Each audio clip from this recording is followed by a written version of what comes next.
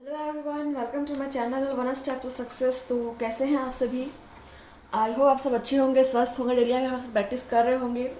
So friends, हम यहाँ पे आपकी बीपीएससी बिहार शिक्षक भर्ती की प्रिपरेशन करा रहे हैं आपकी। तो अगर आप भी यहाँ पे तैयारी करना चाहते हैं तो जुड़ सकते हैं हमारे साथ। हमारा चैनल है वन स्टेप टू सक्सेस, आप सभी को पता है। और हम यहाँ पे आपको हर एक एग्ज़ाम की प्रिपरेशन कराते हैं, एमसीक्यू सेशन सॉल्व कराते हैं। देखिए, आज जो आपका सब्जेक्ट है वो है जनरल पेपर का, बीपीएससी के जनरल पेपर का हमारा सब्जेक्ट है, ठीक है। और हम अभी प्रीवियस ईयर क्वेश्चन से सॉल्व कर रहे हैं। देखते हैं आज का हमारा क्या क्वेश्चन है। पहला क्वेश्चन देखते हैं क्या है। चलिए स्टार्ट करते हैं आपका सेशन। और देखिए पहला क्वेश्चन 61, भारत के सांस्कृतिक इतिहास के संदर्भ में पारमिता शब्द का सही विवरण निम्नलिखित में से कौन सा है? ऑप्शन है सूत्र पद्धति में लिखे गए प्राचीनतम धर्मशास्त्र पाठ, वेदों के प्राधिकार को अस्वीकार करने वाले दार्शनिक संप्रदाय, परिपूर्णताएं जिनकी प्राप्ति से संबोधित्व पथ प्रशस्त हुआ, आरंभिक मध्यकालीन दक्षिण भारत की शक्तिशाली व्यापारी श्रेणियाँ। चलिए, ये आपका ऐसे ही क्वेश्चन है, कूट वाला क्वेश्चन नहीं है, तो आप लोग आंसर कर सकते हैं।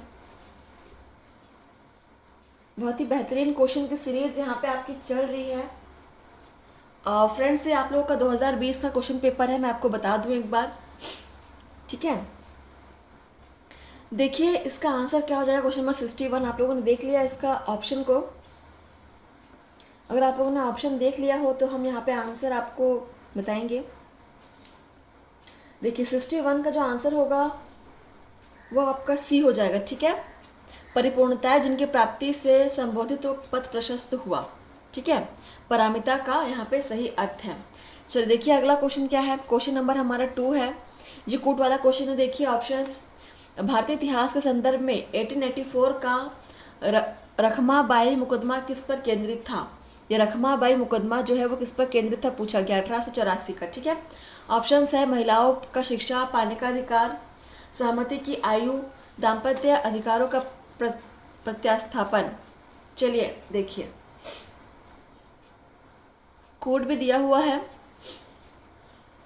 ये आपका कोड डी में तीनों ही सही बता रहा है, ठीक है। तो आप लोग यहाँ पे देख सकते हैं सी तक डी में तीनों ही ऑप्शन है। चलिए देखिए क्वेश्चन नंबर 62, भारतीय इतिहास के संदर्भ में 1884 का रखमाबाई मुकदमा किस पर केंद्रित था?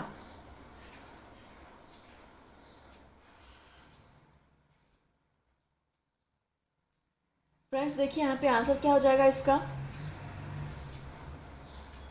दूसरा और तीसरा सही होगा, ठीक है। ऑप्शन फर्स्ट यहाँ पे गलत हो जाएगा, दूसरा तीसरा सही हो जाएगा। कौन सा ऑप्शन में दिया हुआ है? Option B is correct. इसको आप नोट डाउन कर लीजिएगा, इंपॉर्टेंट है, क्वेश्चन बन सकता है। चलिए अगला क्वेश्चन की तरफ बढ़ते हैं हम। क्वेश्चन नंबर 63 है, देख लीजिए क्या है। निम्नलिखित में से किस कारण से भारत में 20वीं शताब्दी के आरंभ में नील की खेती का ह्रास हुआ?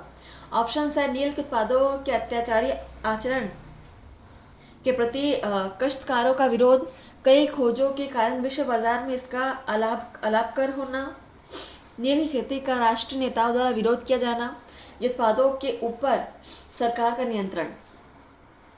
देखिए आंसर कीजिए, क्वेश्चन को भी देख लीजिए और ऑप्शंस को देखिए फिर आंसर कीजिए।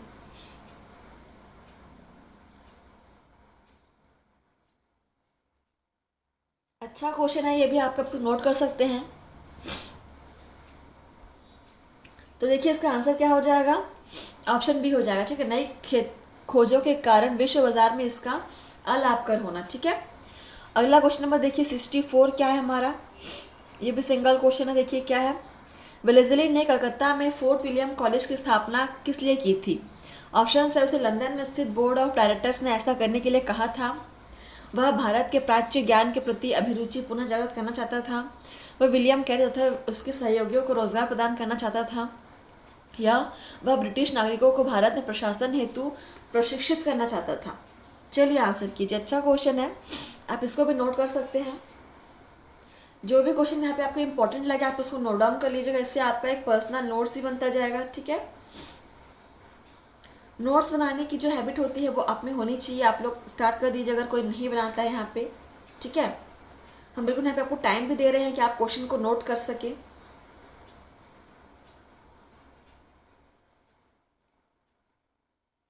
देखिए इसका आंसर क्या होगा, वेलेज़ली ने जो कलकत्ता में विलियम फोर्ट कॉलेज की स्थापना की थी वो किस लिए की थी, ये आपका क्वेश्चन है। और इसका आंसर है वह ब्रिटिश नागरिकों को भारत में प्रशासन हेतु प्रशिक्षित करना चाह रहा था। ठीक है, ऑप्शन यहाँ पे डी सही हो जाएगा। चलिए अगला क्वेश्चन देखते हैं, क्वेश्चन नंबर 65। भारत के इतिहास के संदर्भ में उल गुलान अथवा महान उपद्रव निम्नलिखित में से किस घटना का विवरण था।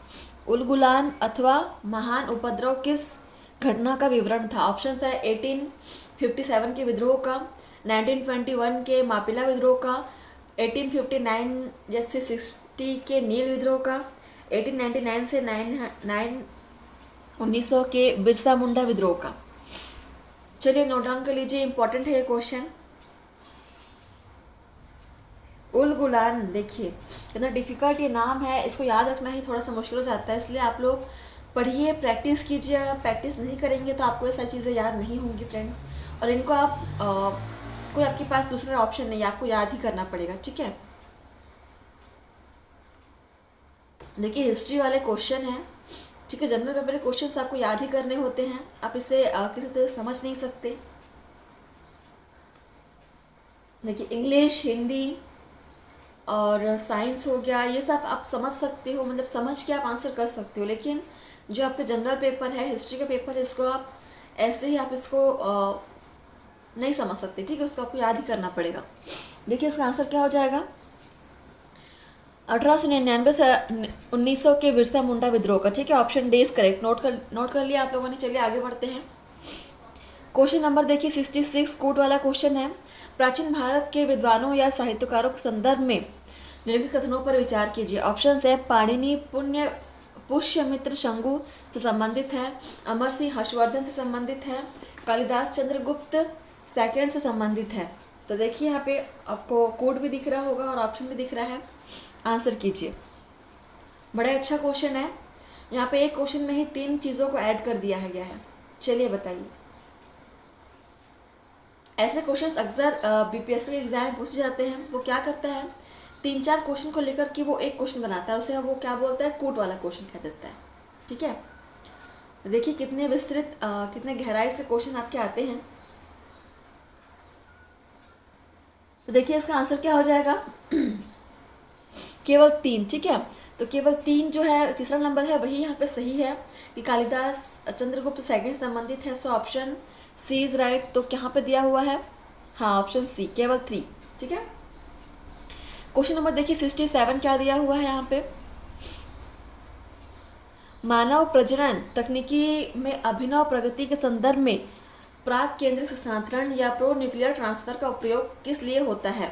तो ऑप्शंस है इन विट्रो अंड के निषेचन के लिए दाता शुक्राणु का उपयोग, शुक्राणु उत्पन्न करने वाली कोशिकाओं का अनुवांशिक रूपांतरण, स्टेम कोशिकाओं का कार्यात्मक भ्रूणों में विकास या संतान में सूत्र कणिका वाले रोगों का निरोध। चलिए आंसर कीजिए, यहाँ पे आपको क्वेश्चन भी दिख रहा है और ऑप्शन भी दिख रहे हैं। देखिए इसका आंसर क्या हो जाएगा, बड़े अच्छा क्वेश्चन है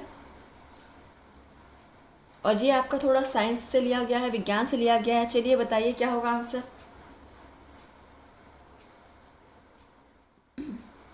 देखिए इसका आंसर हो जाएगा ऑप्शन डी। ठीक है, प्रो न्यूक्लियर ट्रांसफर का उपयोग यहाँ पे किस लिए किया गया था, संतान में सूत्र कणिका वाले रोगों का निरोध करने के लिए। ठीक है, ऑप्शन डी इज करेक्ट। चलिए अगला क्वेश्चन देखिए, यहाँ पे 68 क्या है, अगेन कूट वाला क्वेश्चन देखते हैं क्या है। विकास की वर्तमान स्थिति में कृत्रिम बुद्धिमत्ता या आर्टिफिशियल इंटेलिजेंस निम्नलिखित में से किस कार्य को प्रभावी रूप से कर लेती है। ऑप्शन है औद्योगिक इकाई में विद्युत की खपत कम करना, सार्थक लघु कहानी और गीतों की रचना, रोगों का निदान, टेक्स्ट से स्पीच या टेक्स्ट टू स्पीच में परिवर्तन, विद्युत ऊर्जा का बेतार संचरण। चलिए बताइए इनमें से कौन से काम है जो कृत्रिम बुद्धिमत्ता या आर्टिफिशियल इंटेलिजेंस के द्वारा प्रभावी रूप से हो सकता है। ऑप्शंस भी यहाँ पे दिए हुए हैं, देख लीजिए कोट आपके।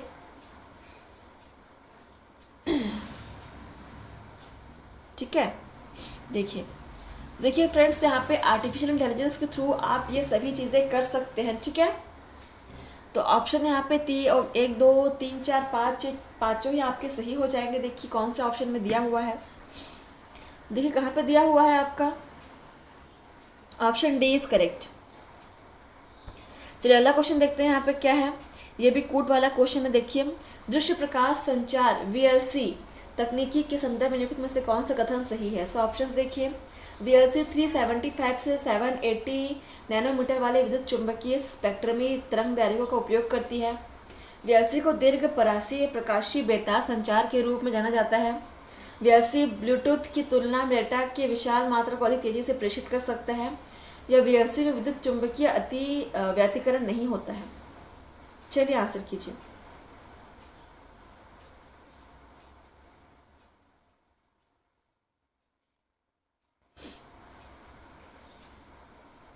क्या हो जाएगा इसका आंसर? Question number 69। देखिए इसका आंसर क्या हो जाएगा, ऑप्शन सी हो जाएगा। ठीक है, VLC ब्लूटूथ की तुलना में डेटा की विशाल मात्रा को तेजी से प्रेषित करता है। So option C is correct.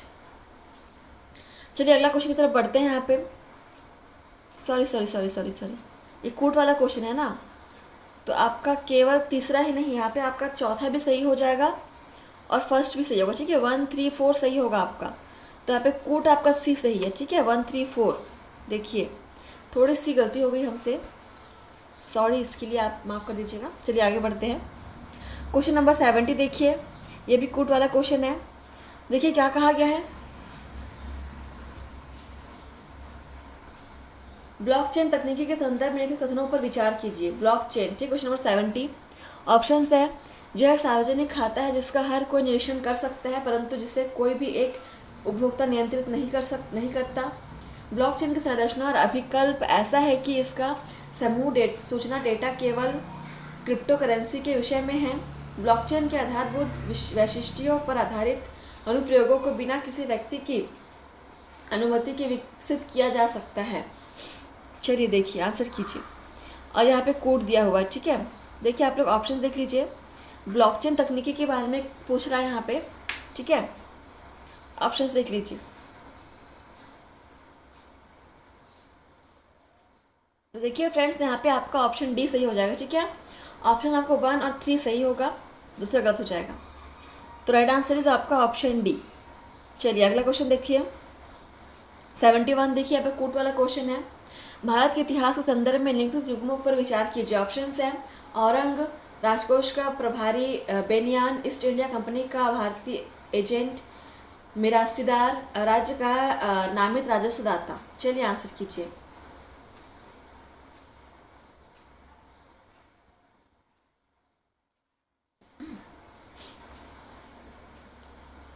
Code का मिलान करना, यहाँ पे आपके ऑप्शंस भी दिए हुए हैं। देखिए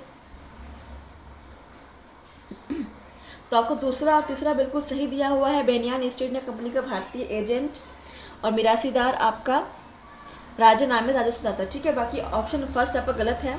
देखिए कहाँ पे दिया है दूसरा तीसरा, ऑप्शन बी में दिया हुआ है। ठीक है, देख सकते हैं आप लोग, option B is correct. Question number देखिए अगला 72 है। भारत के धार्मिक इतिहास के संदर्भ में कथनों पर विचार कीजिए। ऑप्शन है, स्थाविरवादी महायान बौद्ध धर्म के संबंध है। लोकोत्तरवादी संप्रदाय बौद्ध धर्म के महासंधिक संप्रदाय की एक शाखा थी। महासंधिकों द्वारा बुद्ध के देवत्वारोपण ने महायान बौद्ध धर्म को प्रोत्साहित किया। चलिए आप लोग पढ़ लीजिए इस ऑप्शंस को, फिर हम कोड की तरफ बढ़ेंगे। देखिए कोट,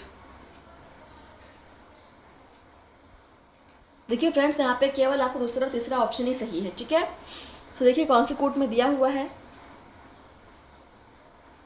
ऑप्शन बी में दिया हुआ है दूसरा तीसरा। चलिए अगला क्वेश्चन देखिए यहाँ पे 73। निम्नलिखित में से कौन सा कथन औद्योगिक क्रांति के द्वारा 19वीं शताब्दी के पूर्वार्ध में भारत पर पड़े प्रभाव की सही व्याख्या करता है। ठीक है, तो ऑप्शंस देखिए, भारतीय दस्तकारी उद्योग नष्ट हो गए थे और भारत के वस्त्र उद्योग में मशीनों का बड़ी संख्या में प्रवेश हुआ था। देश के अनेक भागों में रेलवे लाइनें बिछाई गई थी। ब्रिटिश उत्पादन के आयात पर भारी शुल्क लगाया गया था। चलिए देखिए आपको इसी में से आंसर करना है, कोट यहाँ पे नहीं है। 73 ऑप्शन फर्स्ट इज करेक्ट। ठीक है, चलिए अगला क्वेश्चन देखते हैं। आप लोग नोट करते जाइए फ्रेंड्स क्वेश्चन को। कोड वाला क्वेश्चन देखिए 74। भारत के इतिहास में निम्नलिखित घटनाओं पर विचार कीजिए। पहला है राजा भोज के अधीन प्रतिहारों का उदय, महेंद्रवर्धन फर्स्ट के अधीन पल्लव सत्ता की स्थापना, परांतक फर्स्ट द्वारा चोल सत्ता की स्थापना, गोपाल द्वारा पाल राजवंश की स्थापना। ठीक है, तो यहाँ पे आपको प्राचीन काल से आरंभ कर, मतलब कि जो सबसे पुराना है उसको पहले रखना है। ठीक है, मतलब सबसे प्राचीन कौन सा है, सबसे प्राचीन वाला आपको स्टार्ट करना है पहले से, फिर आधुनिक तक आपको आना है। ठीक है, देखिए कोड भी यहाँ पे देख लीजिए।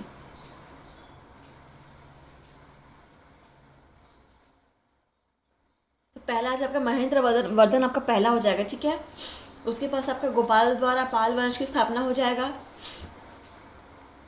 फिर आ जाएगा राजा भोज के अधीन प्रतिहारों का उदय, और लास्ट में आपका होगा परांतक वाला। ठीक है, सो कहाँ पे देखिए, कहाँ पे दिया हुआ है, दूसरा, चौथा, पहला और तीसरा, ऑप्शन सी इज करेक्ट। इसको आप नोट डाउन कर लेंगे। अगला क्वेश्चन हम देखते हैं, 76 क्या है, 75 सॉरी।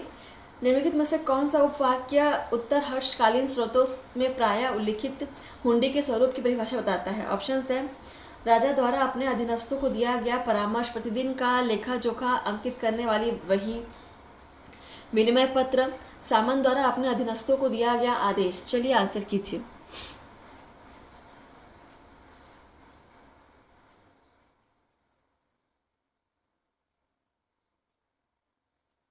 अच्छा क्वेश्चन है ये भी। 75 हमारा राइट आंसर क्या हो जाएगा, ऑप्शन सी हो जाएगा। ठीक है, विनिमय पत्र हो जाएगा। अगला क्वेश्चन देखिए यहाँ पे 76 क्या है, ये भी आपको कूट वाला क्वेश्चन है, पढ़िए। स्वतंत्रता संग्राम के समय लिखी गई सखाराम गणेश देवस्कर की पुस्तक देशेर कथा। ठीक है, देशेर कथा के संदर्भ में निम्नलिखित कथनों पर विचार कीजिए।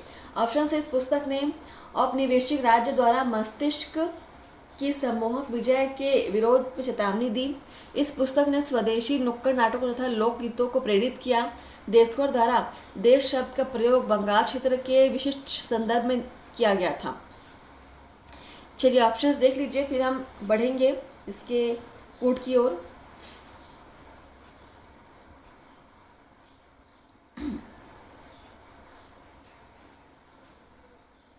देखिए यहाँ पे केवल इसका ऑप्शन फर्स्ट और सेकंड ही करेक्ट है। ठीक है, देखिए कहाँ पे दिया हुआ है, बिल्कुल आपका ऑप्शन फर्स्ट में दिया हुआ है, ऑप्शन ए में केवल 1 और 2। ठीक है, चलिए अगला क्वेश्चन देखिए, 77 क्या है, कूट वाला क्वेश्चन है। गांधी इरविन समझौते में निम्नलिखित में से क्या सम्मिलित था या थे, गांधी इरविन समझौते में। ठीक है, ऑप्शन देखिए क्या है, राउंड टेबल कॉन्फ्रेंस में भाग लेने के लिए कांग्रेस को आमंत्रित करना, असहयोग आंदोलन के संबंध में जारी किए गए अध्यादेशों को वापस लेना, पुलिस की ज्यादतियों की जांच करने हेतु गांधी जी के सुझाव की स्वीकृति, केवल उन्हीं कैदियों की रिहाई जिन पर हिंसा का अभियोग नहीं था। चलिए ऑप्शंस को पढ़ लीजिए और अब कोड देख लीजिए। देखिए फ्रेंड्स, यहाँ पे केवल 1, 3 और 4 ही यहाँ पे करेक्ट है। ठीक है, ऑप्शंस को आप नोट कर लीजिएगा, स्क्रीनशॉट ले लीजिए। देखिए 1, 2, 4 कहाँ पे दिया हुआ है, बिल्कुल आपका ऑप्शन बी में दिया हुआ है। चलिए अगला क्वेश्चन देखिए, 78 क्या है, अस्पृश्य समुदाय के लोगों को लक्षित कर प्रथम मासिक पत्रिका विटाल विध्वंसक किसके द्वारा प्रकाशित की गई थी। सो ऑप्शन है, गोपाल बाबा वलंकर, ज्योतिबा फुले, मोहनदास करमचंद गांधी या भीमराव रामजी अंबेडकर। इसको भी आप नोट कर लेंगे, इंपॉर्टेंट है क्वेश्चन। ठीक है, और क्लास को जितना हो सके आप शेयर कीजिएगा, लाइक कमेंट सब्सक्राइब करना मत भूलिएगा फ्रेंड्स।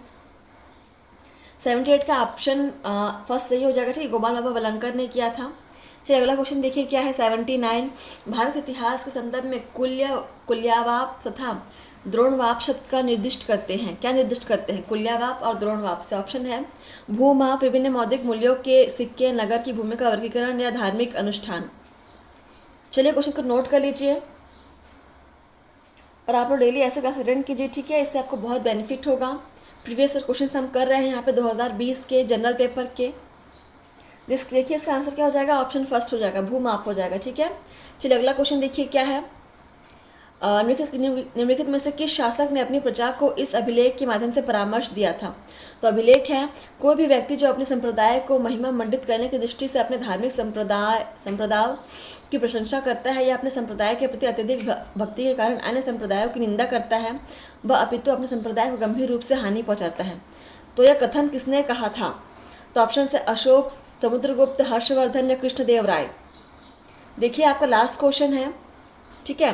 और इस कथन को एक शासक जिसने अपने अभिलेख में बताया था, सो कौन शासक ने इस अभिलेख को बताया था? देखिए आंसर कीजिए, बहुत ही अच्छा कथन है ये।